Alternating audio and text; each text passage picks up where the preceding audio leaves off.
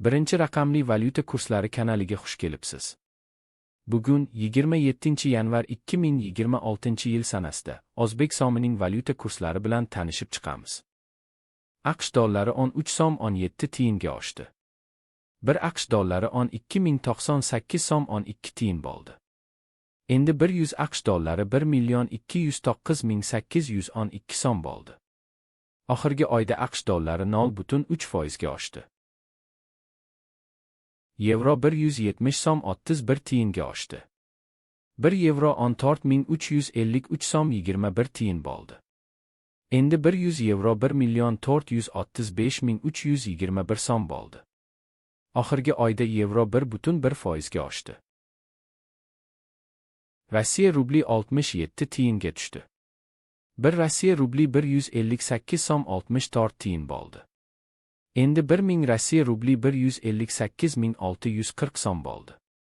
Oxirgi oyda Rossiya rubli 2.2% ga oshdi. AQSh dollarining Rossiya rubliga nisbatan kursi 40 kopeykaga oshdi. 1 AQSh dollari 76 Rossiya rubli 26 kopeyka bo'ldi. Endi 100 AQSh dollari 7626 Rossiya rubli 15 kopeyka bo'ldi. Oxirgi oyda AQSh dollarining Rossiya rubliga nisbatan kursi 1.9% ga tushdi. Boshqa valyuta kurslari ro'yxati bilan tanishib chiqing.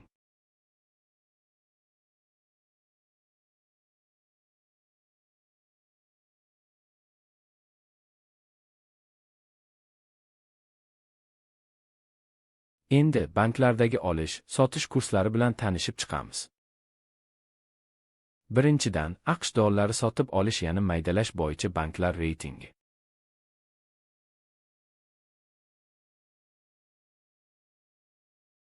Endi AQSh dollari sotish bo'yicha banklar reytingi.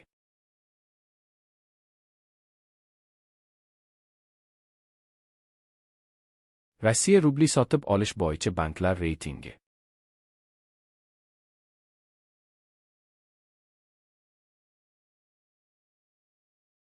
Rossiya rubli sotish bo'yicha banklar reytingi.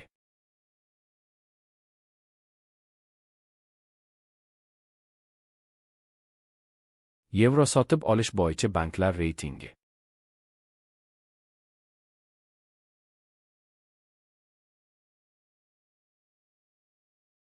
Yevro sotish bo'yicha banklar reytingi.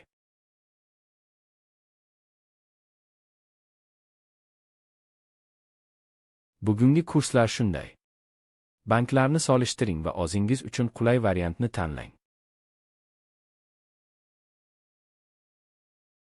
Ertaga yangi kurslar bilan uchrashguncha like bosib obuna bo'lishni unutmang.